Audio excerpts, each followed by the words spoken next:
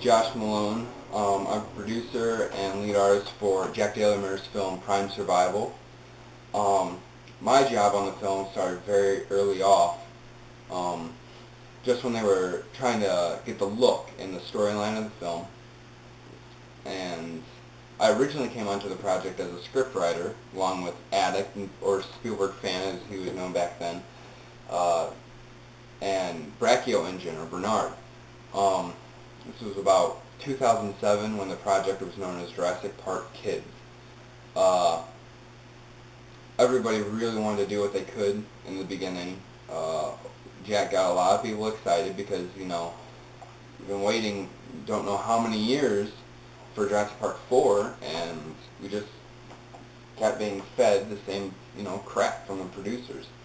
And Jack rose up and wanted to do something about it, so we got all very excited about what he wanted to do and tried to capture that vision of our own. But with so many people trying to, get involved, things got jumbled up very quickly. And Addict, Bernard, and myself had to kind of drop from being the script writers.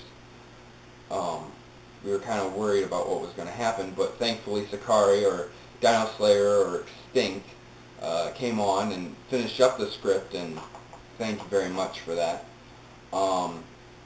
But I still wanted to be a part of what Jack was doing. Everybody still had that passion of, we want this done. And I still wanted to stay in the loop.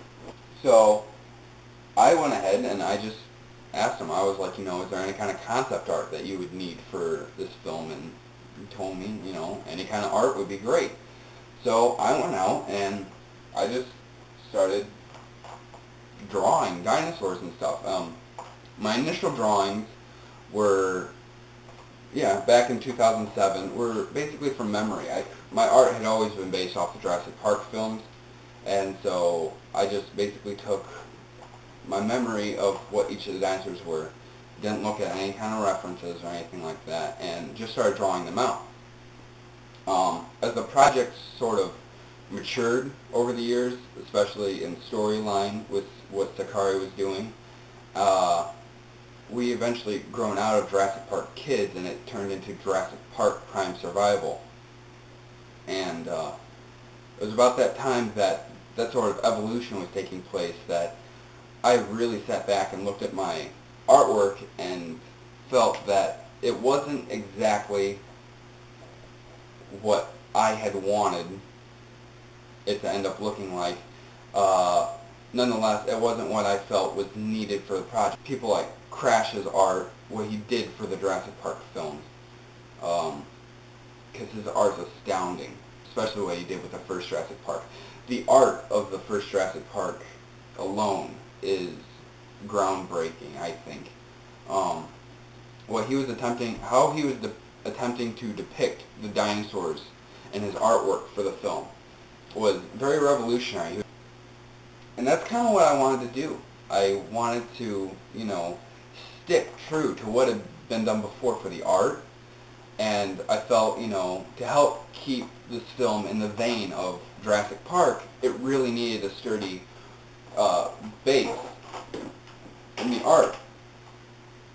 So I went back and I started looking at what Crash had done, what Simonson had done for the Jurassic Park comics, and just anywhere I could find any of the original art for Jurassic Park Lost World and Jurassic Park 3, which included the Making of Jurassic Park book, the comics, the DVDs, of course, and even the Lost World Jurassic Park strategy guide for the PlayStation game. Found some amazing art in there that I used. I knew all the dinosaurs that Jack and Sakari wanted in the film, as well as everybody else and myself, and I just redid the way I drew them out so that they would be more in the vein of the Jurassic Park realm. I started off with the main dinosaurs that I knew were going to be in the film. T-Rex was the first one I drew, and I did it based off of a picture of one of Stan Winston's maquettes. and then I did a Brachiosaurus, and then I did a Velociraptor nublarensis species that was based off Walter Simonson's raptor that he did for the original Jurassic Park adaptation comic books.